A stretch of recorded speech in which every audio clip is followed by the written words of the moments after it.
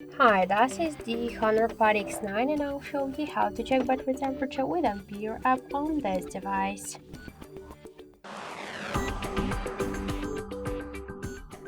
So first we should open the Play Store application. Don't forget to sign in.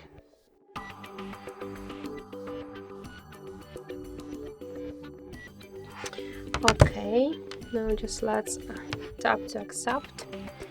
So after they open in the Play Store application, you should in the search pool enter the Ampere. And now we should get this application, so tap the install button and wait a couple of seconds.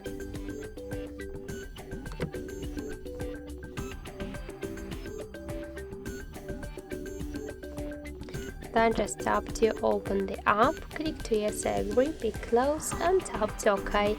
So after that you'll see here information about your battery temperature. In my case that's 23 and 9 degrees, and also get here more information like the battery capacity, voltage, Android version and more other info. So that's it, thank you for watching, and if you like this video leave thumbs up and subscribe our channel.